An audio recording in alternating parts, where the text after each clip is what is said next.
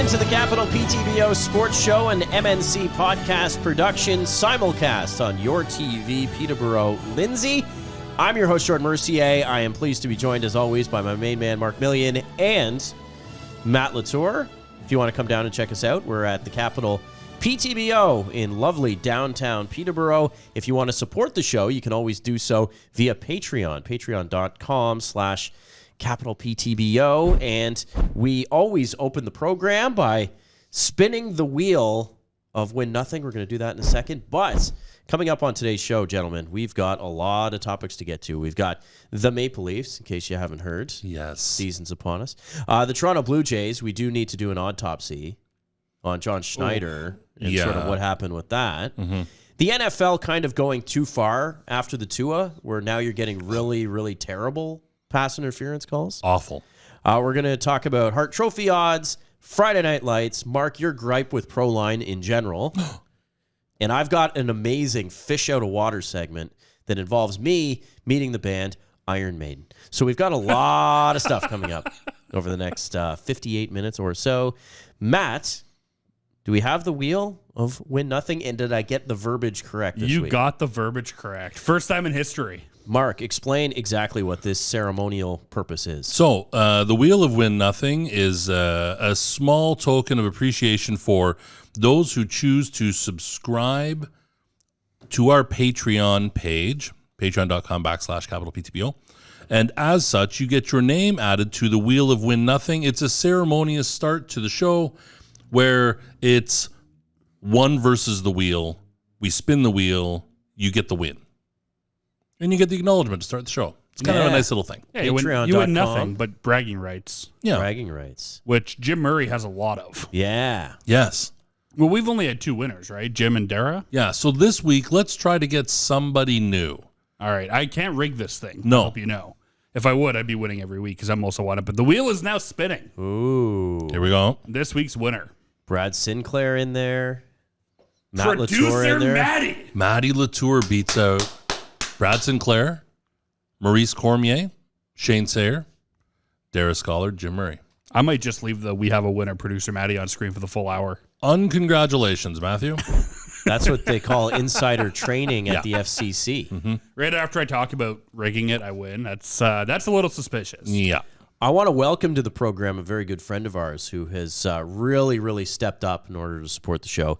And that is Brian Goldfinger of Goldfinger Personal Injury Law. This is somebody that we know. This is somebody that we love. And this is somebody who has been very active in our ether, I guess would be the best way to put it. Absolutely. I used to chat with him all the time on my old radio show on Extra 90.5, somebody who knows everything about Toronto Raptors basketball, but really well-rounded. A lot of Blue Jays, a lot of Jays. He does have an office in Toronto as well as here in Peterborough. And Brian dedicates his practice exclusively on behalf of accident victims, disability claimants, and their families. He is a plaintiff personal injury lawyer through and through. He doesn't accept work on behalf of insurance companies, and he's been championing the rights of the little guy, like us, since he was called to the bar of the Law Society of Upper Canada back in 2004. Important note, he's won millions and millions of dollars on behalf of his clients, both inside and outside of the courtroom. If you want a free consultation, 877-730-1777. Brian Goldfinger, welcome to the program. Just like James Bond. Yeah. Goldfinger. Brian, thank you very much. We're super pumped. Like I couldn't tell you how excited we are to add you to the program. Thanks for your investment in our show. It really allows us to continue to bring a quality product. Yeah. And it allows us to do a couple of other things going forward. Is we've been able to get our hands on some season tickets to the Peterborough Petes. We're going to be doing that. A giveaway basically weekly on social media, yes, Instagram pages. You'll see it on social media, which is awesome. And a bit later on, we're actually going to give away an autographed Doug Gilmour jersey. Correct. In this little rad cup, Athlete of the Decade, 1983. We'll show that right there. Look at that. Beautiful. Inside there are names of the people. Can we hear that? Yep. We can, yeah. It's full of names that we'll read off later to win a Doug Gilmour autographed 1992 75th anniversary patched jersey. And that's the fun stuff that we want to do. Yeah. And we couldn't do it without help of people on Patreon, as well as our good friend, Brian Goldfinger. Absolutely. Personal Injury Law. All right, let's get right into it. The National Hockey League season is here. Finally, I feel good. We'll get specific with the Toronto Maple Leafs here coming up momentarily. We'll also give Matt the opportunity to bury his Montreal Canadiens, who I don't think are going to have a good year. But when you talk about, it seems like a recurring theme when we talk about the marketing of the National Hockey League. They don't do enough to present their stars in a certain light. They don't do enough to showcase certain franchises the way they probably should. The season had already started before this week. There were games being played in the Czech Republic, and who knew? Right. Did anybody know? I had no idea. I only knew because I watched Pardon the Interruption, and it was sort of like a happy, here's what's coming up. Mm-hmm. And then I thought, nobody is talking about this. Yeah. It's insane. Your league starts. Remember Major League Baseball used to go over to Japan, and Yes. it was early, but it was a big thing, and it was usually at the end of March, and they would make it all, fiery and good. That's not the case. I still, to this day, I don't even know who played. I don't know what the results were. I just know that there were games in the Czech Republic because Dominik Hasek was very critical of them allowing Russian players to play. Yeah. That's the only reason it was even on my radar. Yeah. The only reason it was on my radar is because we have I play fantasy hockey. That's right. And so Nashville and San Jose were the two combatants for the two games. But it was a colossal, only in the NHL would we, and I say that facetiously almost, because Major League Baseball does it too, where they lob you out on March 31st. Give me everybody on April 1. Same with the NHL. Give me the global series. I'm into that. Fine. I think maybe going to Europe, you probably could have taken the temperature of the room and thought, we could maybe we'll just cancel this one. I know they were supposed to go in 2020. Maybe take the temperature of the water and see, that may not be good for, it went off fine, but you get a game Friday, you get a game Saturday, you're off Sunday, you're off Monday. You put 2 games on the board Tuesday, and then I think there's 7 games going Wednesday, 5 or 8 going Thursday or something. What happened to the old, okay, let's dress everybody. We're going, it's a Saturday start. We're doing 1 o'clock, 4 o'clock, 7 o'clock, 10 o'clock. Bang. Everybody rides. If only there was a Canadian holiday that just happened where everyone's together to watch sports. American Thanksgiving and football go hand in hand. I don't know. Why don't we do this with Canadian Thanksgiving and the start of the NHL season? Why are the Leafs and Habs playing, we record this on Wednesday, tonight on a Wednesday instead of last Saturday? Because the TV dictates it. I don't care. Wednesday night, TSN hockey, and I love TSN hockey, and I'm not saying that that's the reason why, but it makes for a great branding element. Saturday, the NHL is already a wagon, right? So it's already a smash, and NHL would have to go up against the MLB playoffs, and that's probably not great, especially in a lot of American markets. But it's going to have to anyways. I understand that, but not necessarily up against when you've got a quadruple header Saturday. Every series is in game 2. Oh, by the way, all 30 NHL teams are in. Nobody's watching that in Philadelphia. Nobody's watching Flyers opening night when the Phillies are playing.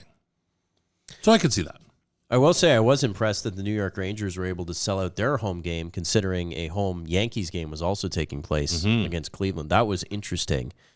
But either way, it's here. Yeah. And how we got here, kind of irrelevant, but it's another opportunity that I feel that, the National Hockey League just sort of drops its hands on all the time. Yeah. Austin Matthews, over-under, set at 56.5 goals. Holy smokes. For this season, of course, coming off 60. He was the first Maple Leafs player ever to score 60.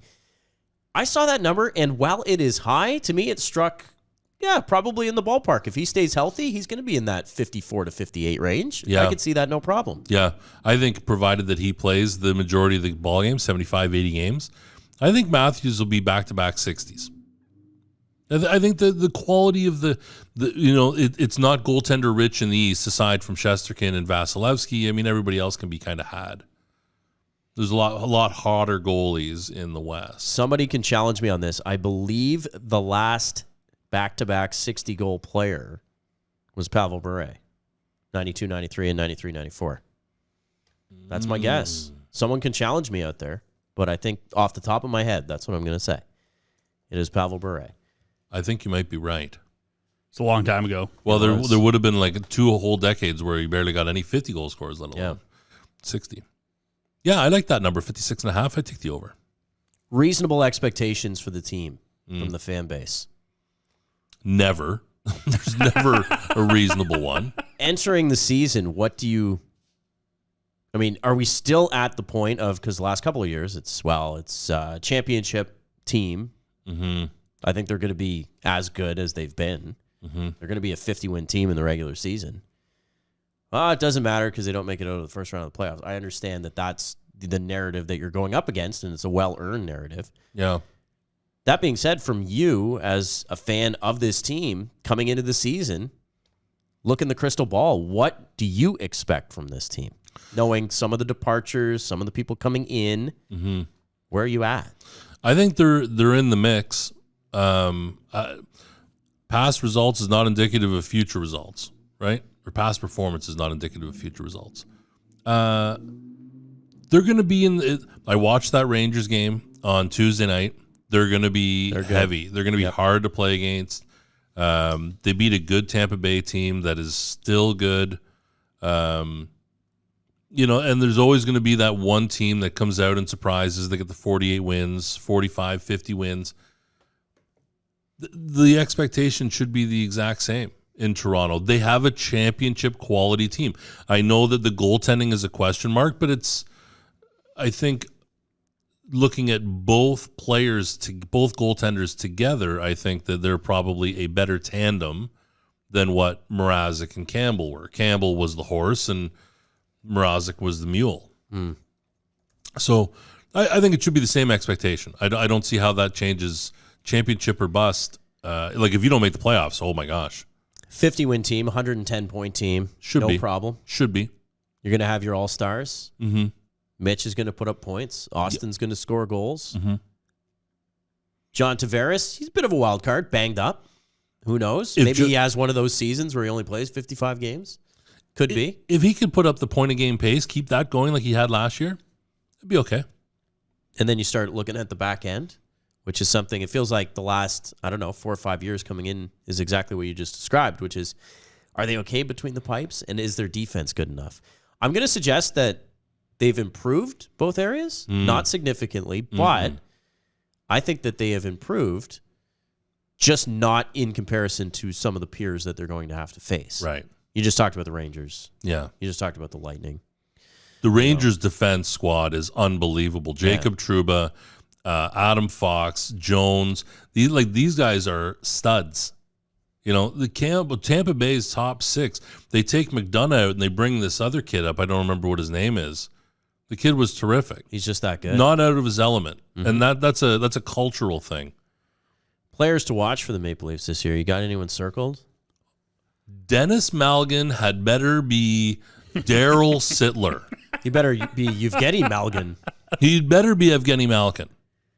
Because to keep Nick Robertson's pro shot off of the wing of this club is unimaginable. Now, it's a salary cap thing, right? It's got nothing to do with performance. I understand that, but can we also maybe, hey, Zach Anton-Reese, you're one of the best defensive metrics forwards in the history of analytics.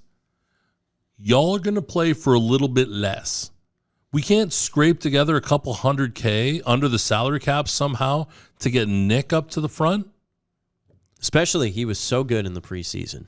8 points in 5 games. So did Malgin. He had 8 points. It just looked like Nick Robertson is ready to take that next step. Okay. He's getting over-seasoned in the minors. If I would, and you can come down to the Capital PTBO 6 days a week and you can talk to me about this if you find a reason why. What more could the kid have done? What more could he have done to outplay a guy who was his equal? Our good friend Graham Elliott, who you might find occasionally on your Peterborough with Paul Rellinger. Correct. New show on your TV. He had the opportunity to chat with Rob Wilson, head coach of the Peterborough Petes, and he was sort of asking about the Nick Robertson situation. Of course, a player he's very comfortable with and knows, and said exactly what we just talked about. It's like sometimes there's business decisions, and it's certainly not performance that leads a player to go down to the minors. But knowing in Toronto, boy, you got a real, like, I feel like for the first time when I watched him, I was like, okay, he definitely belongs. Yeah. Like, for sure. Well, we talked about him last week. Like, you put him, like, we talked about him as a second line guy. You put him on the third line, and he's eating up third liners as well. Like, and it's a shame because, I mean, we talked about he does everything. He's not just a goal scorer. Like, he's a chippy guy in the corners. He's going after loose pucks. Doesn't play like he's 5'8". But yeah, I can feel for him because it's strictly like a business decision there. And I mean, if somebody gets hurt, he's the first guy up. I hope so. Oh, I don't think there's any argument. Jeepers. Montreal Canadiens. Oh, Not going to be a good year for the Montreal Canadiens. But maybe this is the year not to be good. yeah. Like, first of all, it does never, with the way the system is now, it never guarantees that you get first overall picks. Believe me. Correct. I'm a Red Wing fan. They were terrible, and they always end up with like the fourth pick. Yeah, Doesn't matter. right. That being said, Montreal, Matt, I mean, what are we expecting here? How bad can it be? Are they even going to win 20 games? Like, Yeah, they're. I don't think they finished 32nd. I think they're like 28 to 29, which doesn't sound like that big of an improvement. I've never seen a team get just physically taxed going to a final, and then it's like the next 2 years you're like among the worst teams. Like, you could naturally, with some of the teams that make these miraculous runs, there's always a dip. Yeah. Of course. You catch lightning in a bottle. I've just never seen, like, they were literally, that run put players into retirement. Yeah, Like, which is so and crazy. not nobody's. Like, No. we're talking Shea Weber has not played since that run. Carey Price, I think he's played 10 games since that. And I mean, they lost other pieces like Philip Leno. I think he gets understated how good he was. In Ben Sherratt. Ben Sherratt was another big one. Even Corey Perry, that guy had a nice run. Sure. But yeah, like it's going to be rough this year. The defense, I think, is the biggest question mark. Like, there's, like, I don't know how to say his name. It starts with an X. Do you know who I'm talking about? Yeah. It's like Mr. X. Arter Sherab or something. Is it Sherab? Yeah, it's XHEKAJ. Yeah. This kid's a monster. Like, I'm going to be looking for individual performances this year because I like Jake Allen. He's not the guy that's going to turn this team to be anything other than a basement team. You know what is strange about the Habs? The amount of absolute... It's almost like when the Leafs were super bad and every prospect was like, oh, but they've got this guy. Yeah. Oh, and they've got this guy. Yeah. Like, I've heard more about Jordan Harris, David Savard, the big Slovak kid, You're Slavkovsky. Slavkovsky. I've heard more about how these guys are the next, like, because they made the squad. Don't get it twisted. They're like a line above AHL team. Now, the Habs have had some, like Cole Caulfield should have a good year. That's a guy I'm really going to be watching for. Somebody's got to score the goals. That's what Suzuki. Justin says that Suzuki, famously. Suzuki, Caulfield. I want to see a good year out of Jonathan Drouin because that's a guy that, since they traded for him, it feels like he has not done it. Brendan Gallagher. Gallagher will be he'll be a staple. I think he'll probably get traded. So many scoring chances and not score though. Like, I love Brendan Gallagher and what he brings to the team, but like, if That guy might be 30, but he's like 55. Yeah, he's like a physical 55. Right. He was kind of, for a while there, he was like poor man's Marchand. Yes. They brought a lot of the same intangibles. He wasn't quite as good. And then, again, that playoff run, like, he might have had one goal or something. And then it's just like, he's done. Yeah. I think what they need to crazy. do, and I can't figure out why they haven't, maybe they are trying to tank, why isn't Carey Price on the long-term injured reserve? Like, that frees up $10 million in cap space. Because maybe it doesn't get them to the floor. They'd be forced to spend. I don't know. I mean, I don't think spending's that bad when you're finishing that low. No, but I there mean, is a minimum you got to get to, right? Yeah, I guess so. It's just, I don't know. I see, like, especially over the summer when you knew this guy wasn't going to be coming back, put him on long-term injured reserve. And I mean, I love Carey Price. I owe, a lot of my childhood memories watching the Habs are because of that guy. He's done. Like, I don't see him coming back to even be half the goal he was. So we know Toronto's going to be really good. We suspect Montreal is going to be really bad. And then in the middle of the Atlantic Division, what's your feel? Tampa Bay still really good. Yeah. Boston was the team that I had sort of picked to fall back a little bit. I don't get that sense anymore. I feel like they're still really competitive. Yeah. I think they've got some tough injuries to start. Like McAvoy on the back end is tough. They have a bigger question mark in goal with Swayman and Linus Ullmark. But up front, I mean, Pavel Zacha he's going to surprise some people. David Krejci he's on, I know he's 36, but he's PP1. He's back, baby. He's back, yeah. And Bergeron is still going to be automatic. So you got them in the mix, and then you got Florida. Florida should be a 100-point club. And they're good. Should be. And then you've got, I'll put Buffalo a tier above Montreal. And then you got these two kind of interesting Ottawa, Detroit. Is this the year that the Red Wings finally get to that 88, 90-point run? Maybe just missed a wild card spot. Right. Ottawa, I mean, I think a lot of good things are expected in the nation's capital. Yeah. It's going to be a fun division to watch top to bottom. Ottawa and Detroit are kind of they're those two picks from afar that you want. You want that trendiness. Like, so you want to talk with your boys or girls or whatever, and you want to say, you know what? I think Detroit takes a step this year. And then you start name dropping a couple bombs in there, a Zeider, a Lucas Raymond. You start to drill those in there. The Nedeljkovics and Bertuzzi now. He can come to Canada. Like they don't get it wrong. They're both very young clubs. Should be able. Pierre Dorian's done a terrific job in Ottawa. Should be able to take a step. There's a nice mix of veterans in there too with guys like DeBrincat. Should take a step. Can we just appreciate this moment right now? And the Tampa Bay Lightning are last place in the Atlantic Division. Because it's not going to be like this for long. Let's just enjoy it while we have it. Feels good. Yeah, it does. Maybe we'll get into this next week. But I'll just throw this out here, and we'll have this one little discussion. We'll talk awards coming up in a later program. But Hart Trophy, Connor McDavid versus the field. Where's the money going? This is like Tiger versus the field once upon a time. Yeah, but I think this is like maybe Tiger and Duvall.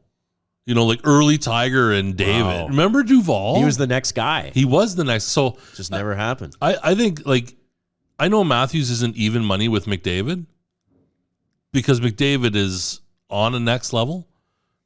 But if my field includes Matthews, I'll take that. I have no problem there. I'm going to take McDavid because I feel like he feels he was scorned a little bit, like that he was the best player last year and didn't get the recognition. I could see him finally getting to 50 goals, and I could see him getting to about $140. About $140, which again is a total we haven't seen since 95, 96. Yeah. Been a long time. A lot of great hockey talk to come on the Capital PTBO Sports Show. And, of course, the Peterborough Petes. They're off to a very good start as well. Yeah. And moving right along. Beginning this long road trip, not in terms of games, but in terms of actual kilometers that you were traveling, going to North Bay, Sault Ste. Marie. And what a blessing to get it out of the way in October. A lot nicer when the colors are yellow and orange and green than they are white. National Football League.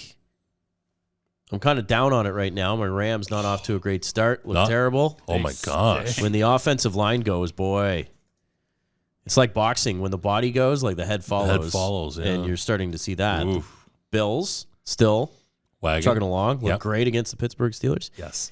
A lot of the conversation, though, is centering around the Miami Dolphins.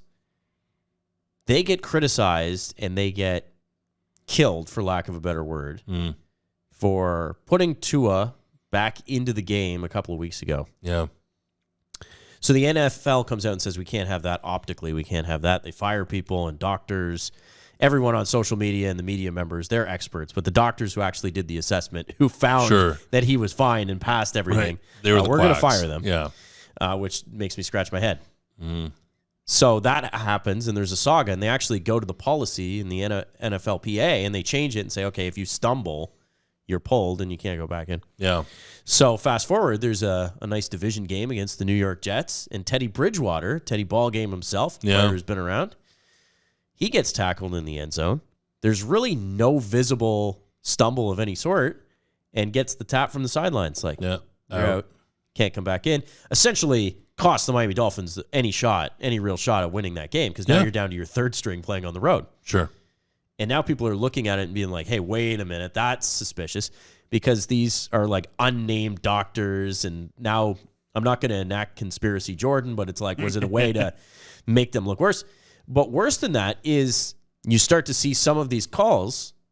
Basically, the referees decide the Tampa Bay Buccaneers Atlanta Falcons game on one of the most egregious roughing the passer calls of all time. Oh, my gosh. Which gives Tampa Bay a first down. They can run out the clock. And then you start to see, different levels of abuse on Mahomes that aren't necessary. Like, the NFL is in a weird spot, but the pendulum has appeared to have swung a little bit far for the most casual of football fans. Even for the guy that's in the middle of the road, the man or woman that's in the middle of the road, and you're watching Sunday football, and you see the Tom call, and you're thinking, people yelling from outside here. Oh, I was going to say, I thought I maybe left the door unlocked. No.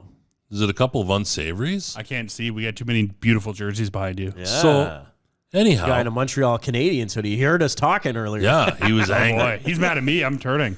So you're watching Brady, and like a horrifying call, and then the refs got to come out afterwards and explain what happened. Okay, so then you fast forward to the Monday Nighter. Yep. Raiders and Chiefs. They take was it the Raiders and Chiefs where, no, it was Dallas. Who did Dallas play? Rams. Dallas played the Rams, so it wasn't that then. Okay, good show. Raiders and Chiefs. They have the defensive lineman wraps up the quarterback on the way to the ground, strips the ball from him. Yeah. On the way to, so the defensive lineman's got the ball on the way to the ground. He jumps on Derek Carr. Yep.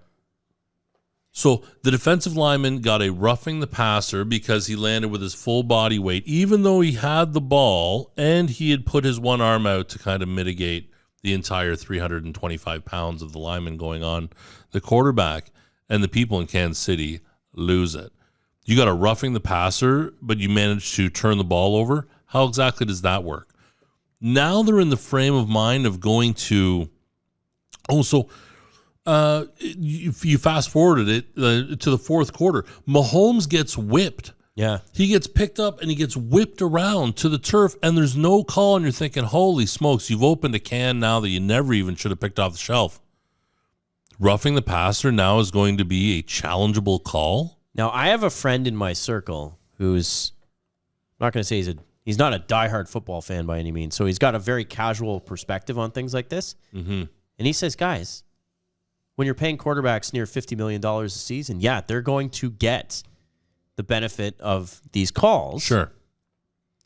And people aren't, unfortunately, as grotesque as it sounds, people aren't paying their money to come and watch an offensive lineman. So when he gets gouged or he gets chop blocked, it's not going to have the same ramifications as it is a quarterback who can basically derail a team if you don't have, the quarterback gets hurt. Sure. I understand that. I think we're all just striving for a little bit of clarity and consistency.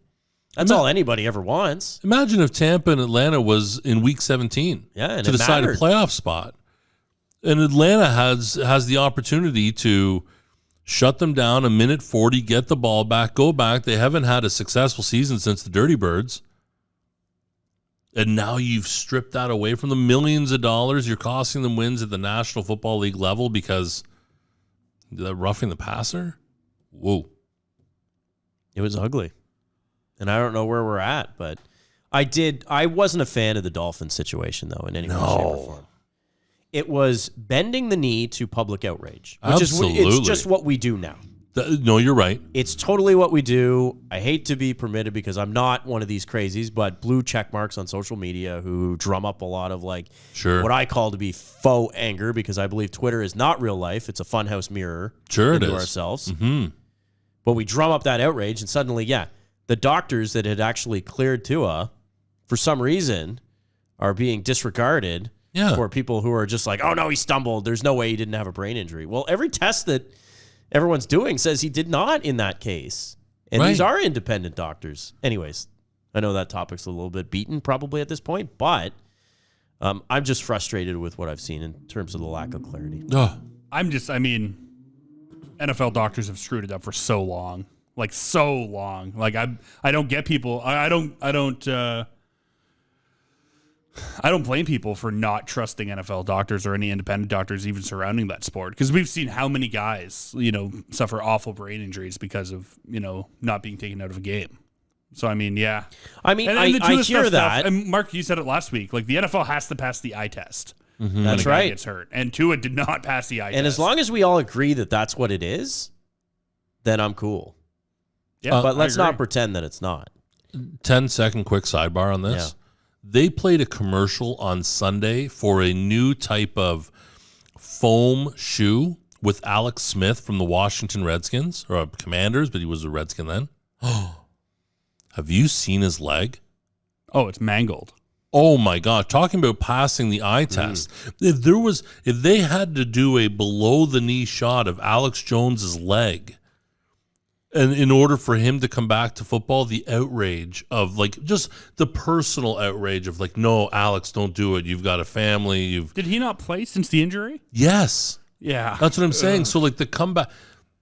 The ad, I'm not sure who it's for. It's for a very funny name, Ufos or something. Dr. Scholes. No, it's not the doc, but the leg. Oh my gosh. In my notes, I just have Mark, step aside, pro-line gripe. Okay. turning my mic off. Listen and listen good, Ontario government. You've allowed now FanDuel and BetMGM. You've allowed everybody and their brother now to camp in your backyard to try to take your sports entertainment betting dollar. And I'm into it.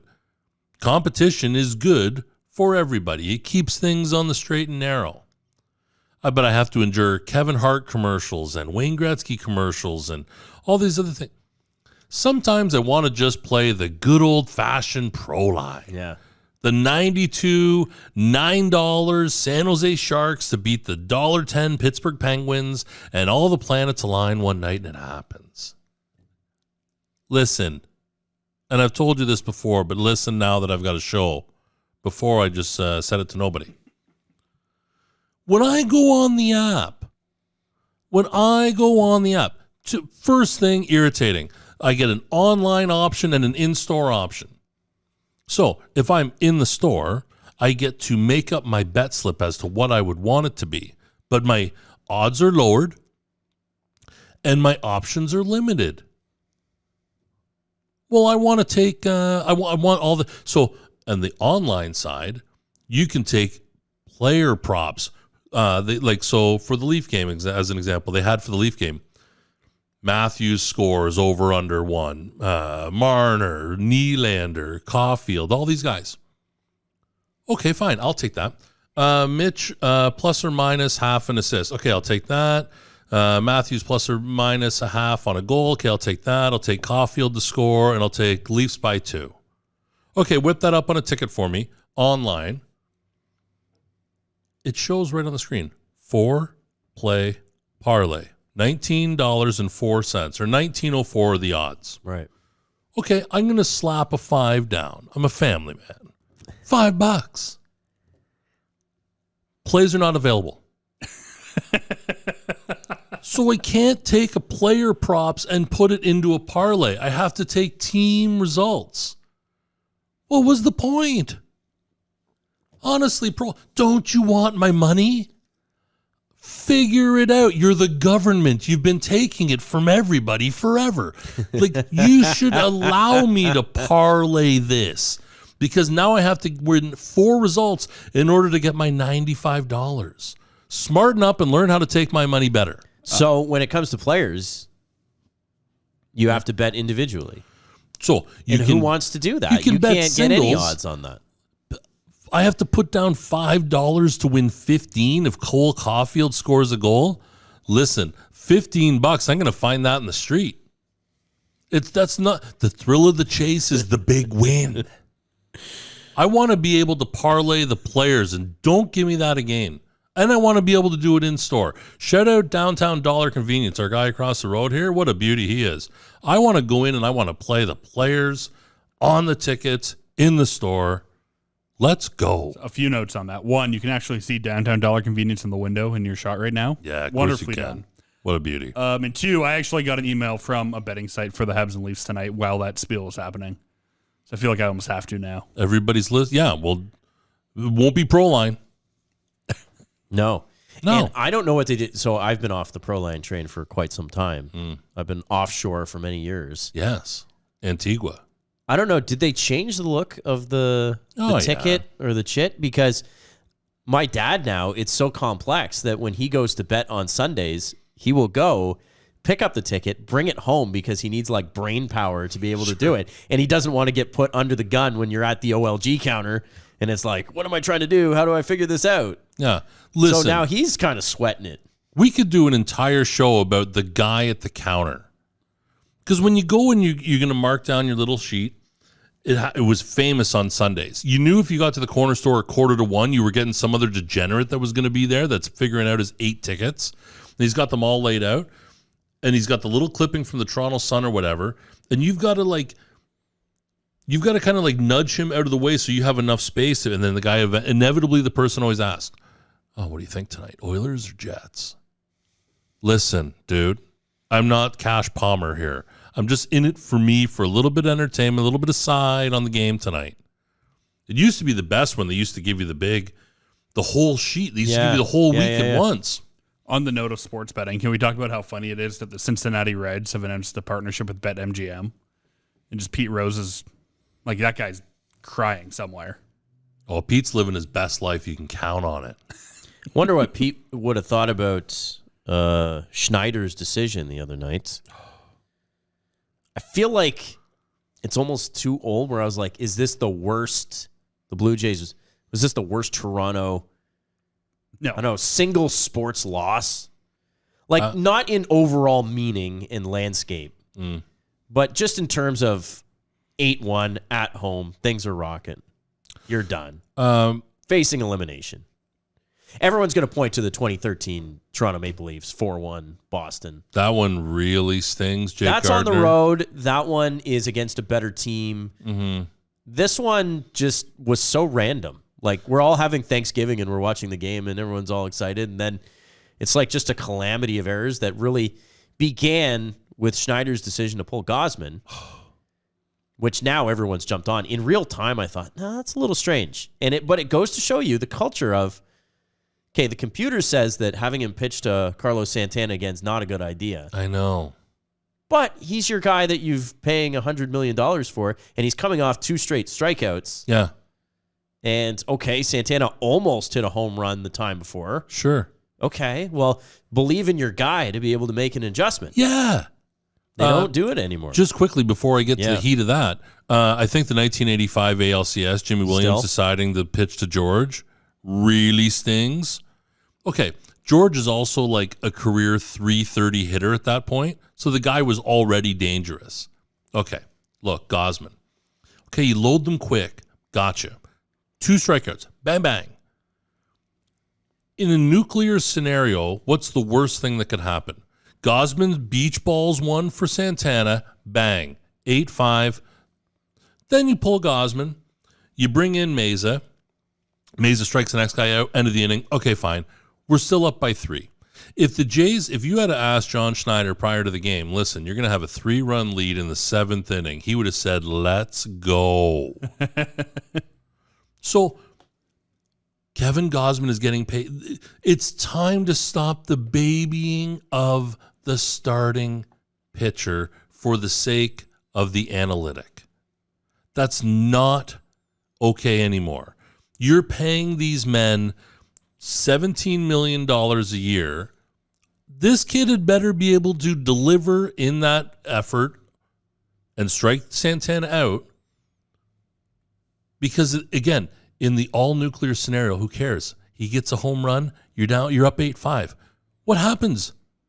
Meza comes in, yard sales one, 40 feet from the plate, scores a run, and then Santana goes yard anyways.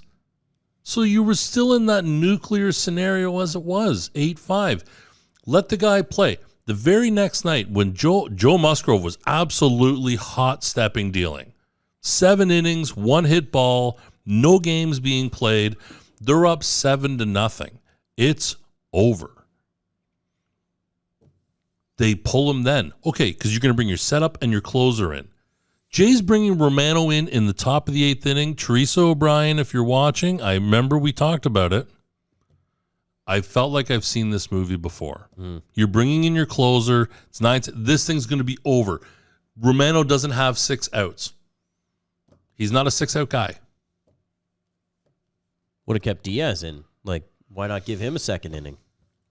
So Garcia threw well, no? Garcia, sorry, not Diaz. Garcia, yeah. I don't hate the move taking Gausman out. I agree that you should have faith in your $100 million guys, and we have to stop babying starting pitchers. Yeah. But you mentioned the nuclear scenario. Like, if he gives up a home run, people are calling for Schneider's job then anyways for keeping him in. Like, the guy can't win here. Okay, so then I would say, John called me after the game and say, Mark, what do you think our play is here? And I say, listen, John, don't take any questions. You go Sean McVay on this. Okay, listen up, fam. Here's what we were thinking. It's 8-1. What's the worst that happens? He hits a grand slam. Okay, we're still up by 3 going into the 7th with our bullpen that we had spent 5 relievers the night before. In the inverse, in the parallel universe, we still give up the 4 runs in the inning, and it was still 8-5 going into the 7th, and the Jays still blew it. So you were either destined to blow it anyways. Mm-hmm. How's Blake Snell feeling? Yeah, no, this is fair basically enough. that scenario played out. Cost them a World Series. He hated it so much he basically left and said, "No, I'm going to be a horse somewhere else." My bigger issue, like, and I know we're going to get to it probably, but like the Bo Bichette play with George Springer, like that was like the moment that ball went up and you could see those two guys running, you knew nobody was catching it, and it was going to be like you mentioned nuclear. It was. Mercier, you've played ball at a relatively high level. Center fielder. How far does that shortstop come up the field before it's too far? Like, there's got to be like a quarterback count in his head. Yeah. That one is tough. Like, it's hard for me to look at that and say 2 players giving their absolute max effort. Mm-hmm. That being said, in that scenario, at that point in the game, I mean, Springer, who, according to the analytics, which we just buried, is about 5 feet slower to that ball than the average center fielder. I think he's a good fielder, and I think he's got a decent arm. I don't think he runs fast enough for center field. That's it. Mm-hmm. In that scenario, though, I'm not going balls to the wall. Mm-hmm. I'm probably checking up and keeping that tying run at third base. Let it one hop, yeah. That would have been get 1 in for sure, at most 2 if it one hops. Yeah, it's 2 because there's 2 out and players are running with the pitch. Yeah. Or not with the pitch, but on contact. With the contact, yeah. But you're going to be able to hold the 1 runner at third. Yeah. With 2 out. Yeah.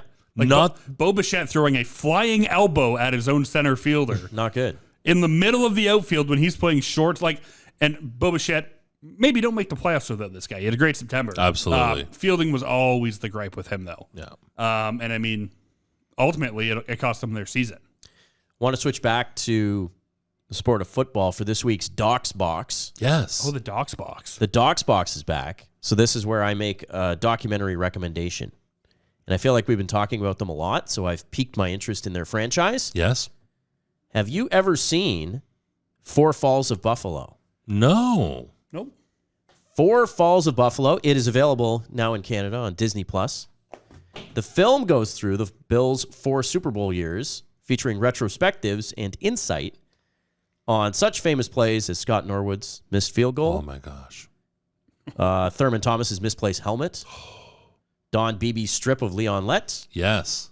And just the overall sort of saga of Jim Kelly and going to the USFL and all that stuff. Great interviews. Very thorough. Marv Levy's involved. Bill Polian's involved. Just really a good watch. Wow. And it really oozes the question of, yeah, we can bury them for losing 4 straight Super Bowls. But who's ever going to make it to 4 straight Super Bowls again? Sure. Can anybody win 4 AFC titles or NFC titles? I don't think so. I don't think so. Tom Brady. I can go 4 Not in a Super row. Bowls. Not in a row. Yeah, true. I guess not. He didn't even do 3 in a row. No. He actually Did he? had 10, well, he had 10 He might years. have done 3 in a row. He had 10 years off where he didn't make a Super The Bowl. consistency is, yeah, we're going to pick on them because they lost. And other than the first one against the Giants, they lost fairly handily in all the rest of the games. Mm-hmm. But it's, let's not shame them too much because it is quite the monumental accomplishment. Oh, my gosh. To be able to do it. They were so good. Did you really feel like the Giants one was the only one that they could win? Or were you confident No.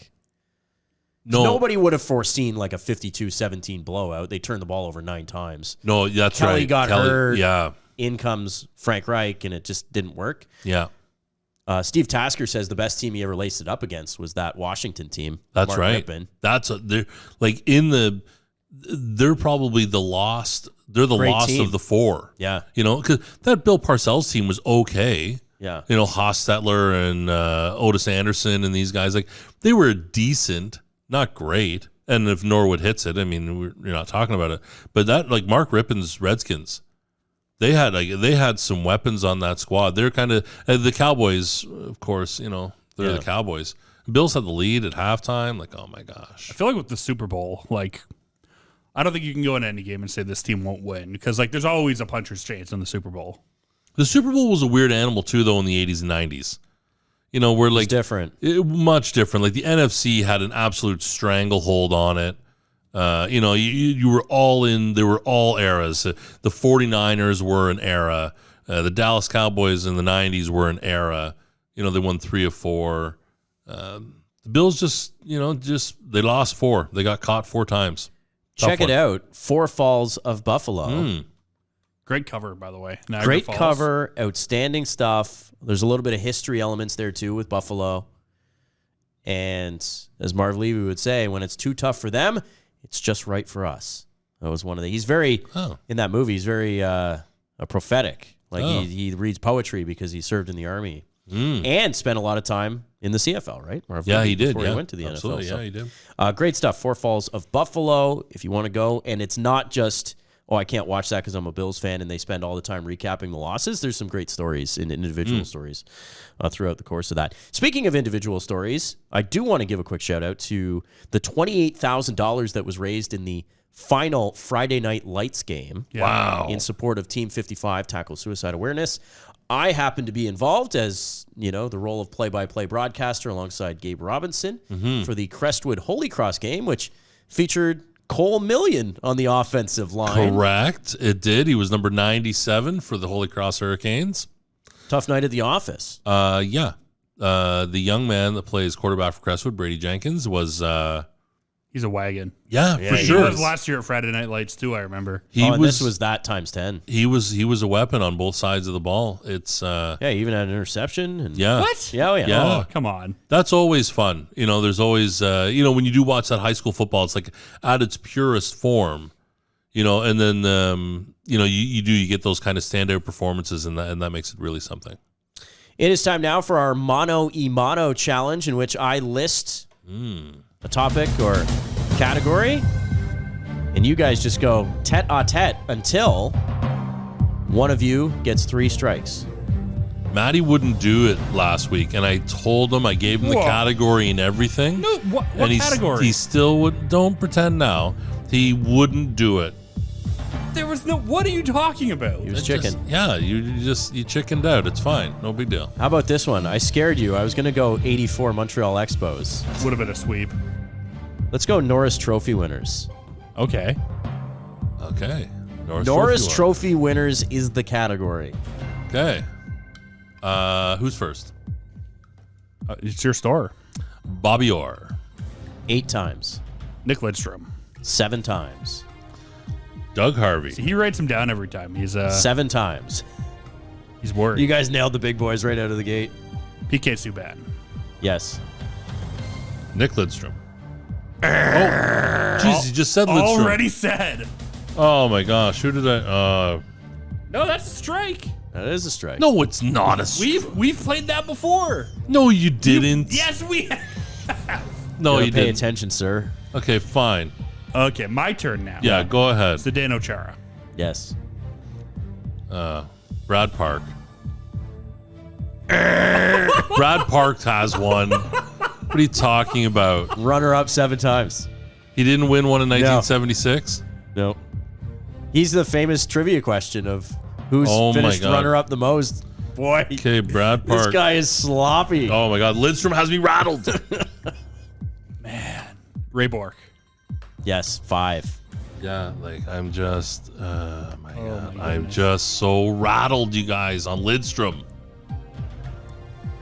Okay, Brian Leach. 2. That was my next guess, too. And that would have been a flat-out guess. Yeah, he had 2 in there. Larry Robinson. He's got 2. Norris Trophy winners, the category Norris here on Trophy. the Mono e Mono challenge. Yeah. I'm putting in a. It's going to be played under protest for sure. Count on it. They're not coming to him easy over there, are they? No, they're not. Let's see here. Norris trophies. I'm afraid of saying one that's already been said. Oh my god. Okay. Enough. Scott Stevens. Oh my god. Come on. No. Come on. That's what I mean. Like, I'm so rattled by the Lidstrom thing. Like, swept him. I can't think of anybody. That was crazy. I was not expecting that. Matt, Oh my get one to end it, big boy. Get one to end it. Victor Hedman. Yes. Like, why couldn't I think of that? 2017, 2018. We didn't really go anybody modern other than Subban. No, so Cale Makar, Adam Fox, Roman Yossi, Mark Giordano, Victor Hedman, Brent Burns, Drew Doughty, Eric Carlson, who's got 2. Duncan Keith is on that list. And now we're going back into the purebreds. Now we're in the Lidstrom years. Scott Niedermeyer. How about former Pete Chris Pronger? He's got one. It pains me to say, member of the Jordan Mercier all-time team, Chris Chelios, he's got 3. I don't know. I wasn't too confident in Chelios for some reason. Neither was I. Rob Blake. Oh, yeah, Rob Blake. Paul Coffey. Yeah, the coffer. Jeepers. I don't know. Like Al McInnes? Yep. Oh, Randy Carlisle. That one's random. Doug Wilson. Back-to-back for Rod the Bod Langway. Now, when did this award come in? 53? So I was going to say Boom Boom Geoffrion, but he was before the award. And he was... he also played left wing. Yeah. What? I don't know. I'm not even a Habs fan. 50 goal man. Second ever to get there. Second ever, yeah. Yeah, whatever. Red Kelly is the inaugural winner. Red Kelly, yes. Doug Harvey. That was We said. did say that. You got Harvey? Okay. See, Yeah, that would have that been a was- strike for me. Tom Johnson, Montreal Canadiens. Yeah, Tommy Johnson, yeah. Pierre Palat? Paulette. Yep. Denny Potvin. Yeah, we didn't get Potvin on there. Jacques Lapierre. Yep. LaPerriere. Perrier, yeah. Close And enough. Harry Howell. Harry Howell, yeah. That is staggering. Staggered. Next time, don't cheat. Don't tell me that. Don't tell me that Lidstrom gives me a. Don't do that to me. You went with some pretty good, like Scott Stevens not having one's pretty crazy to think about. Yeah. We should next week. Let's do Norris guys who didn't win. So just any defenseman that hasn't won a Yeah. Norris. You're gonna come out of the gate with like Nick Lidstrom. I know. Right. I'll say Bobby Orr and it'll be over. Jesus. How much time do we got? Andre Marca. Too We've much. got a lot of time, but it gives me the perfect reason to tell my fish out of water story. Right. Well, hold on. Are we doing a giveaway first? We got to do the giveaway. Yeah, okay. We are giving away an autographed Toronto Maple Leafs jersey for Hockey Hall of Famer Doug Gilmour. Yeah. So, for the last 3 weeks or so, you've been you had to buy a $25 gift card here for our store in order to get a chance to win it. On the list here is the list of names. Now, some of these people have multiples in your little ticket booth here, ticket thing. But it's between Tyler Revoy, Jared Scott, Matt Jones, Liam Hammond, Chantel Hart, Rob DiCarlo, and Rick Doyle. There's 8 people now. So like I said, some people have 2. Robbie's got 2. Tyler's got 2. Chantel's got 2. Like, there's a couple of people that have 2. But And no Patreon favoritism here. no Patreon favoritism. They're all here in my 1983 Athlete of the Decade Wayne Gretzky Cup. Hold it up to Jordan's camera there. That's a much better Isn't view. it funny to name an Athlete of the Decade in 1983? That is a weird one. Well, these cups actually came out in 1990. Oh, okay. So it was like... And every this is the year there was 83 2. version. Yeah. Okay. Okay, so we're going to... Oh, man, I can feel it. It's sweaty. It's actually hard to get to the bottom. I'm going to have to... It's like... Your bear paw getting in that cup. It's very difficult. Oh, I keep grabbing multiple. I don't want to have it. Like, I don't want to have a controversy. Lidstrom, Jesus. I just want to pull one. I don't want to pull 2. Then I don't want to have to pick. See, I keep grabbing 2. I don't want to grab 2. Well, he looked at it and You put it want back. my hands? I got to put it Jordan's back. got smaller hands. Yeah. I can't Okay. get The athlete of the decade It's cup so seemed like small. such a good idea. It's so small. You want me to pull one? Just pull one. So I think I have one. Okay. Who's reading it? I'll give Mark the honors. The to read winner that one. is Liam Hammond. Wow. Liam Hammond, congratulations. You are the winner of Doug. Amazing jersey, too. The older look. Yeah, it's got the 75th anniversary patch on the front. It comes complete with the certificate of authenticity. So that was fun. Liam Hammond, I'm going to leave that out so that as a reminder, I will notify you on social media. Congratulations to everybody else who played our game. Next month, Capital PTBO vault item. If you want to play, $25 gift card. Again, we will limit it to only 20 tickets for a chance to win. Not that jersey, but that jersey. So it's not a game worn. You'll see it here in the shot. It's a 1983 Wayne Gretzky Campbell Conference replica, CCM replica. That year, Wayne wasn't the captain. So it does not have the C on the front, but it has the Campbell going all the way down.